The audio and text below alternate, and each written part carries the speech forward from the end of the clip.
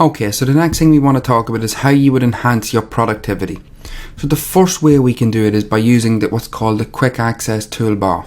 So if you look up at the top left hand corner, you can see here we have what's called the quick access toolbar. So we have the Microsoft Word icon, and then we have these three icons beside it. So the save, the undo, and the redo.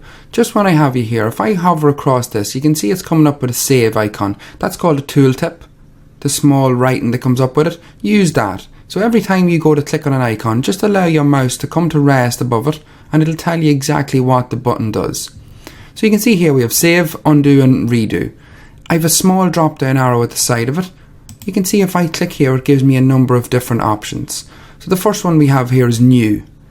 Now you remember from earlier on that when I went to click a new document or to open a new document, I had to go to File and then New and then select Blank Document, and in older versions we'd have to click on the Create button too.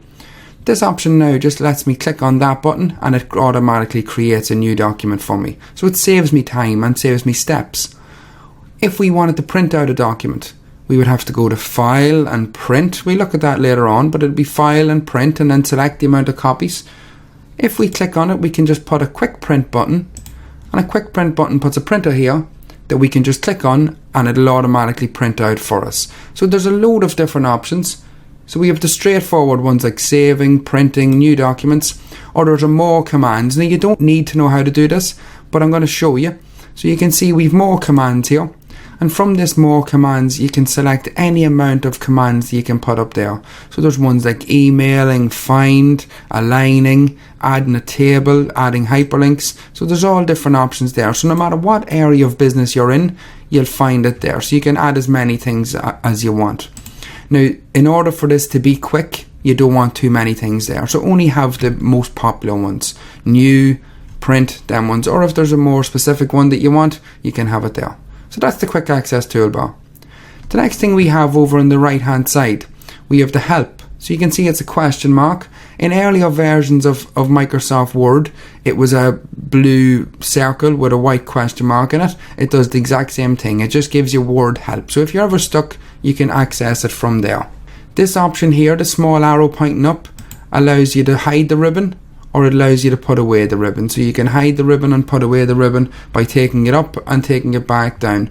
We then have the minimize, the close, and the maximize. We look at them when we're going through the overview of the window. The other things that we have then is we have the zoom and the magnification. So down the very bottom, you can see very bottom right hand corner, we have a sliding bar that will allow us to slide forward and back. And you can see the screen will get bigger and smaller as we drag it to the left and to the right.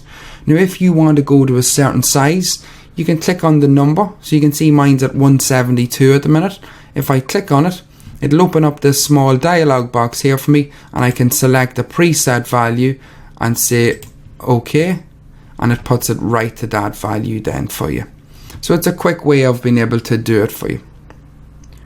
The other option we want to look at is if you create a document, we want to make sure that your name is being put with that document as the author or as the user.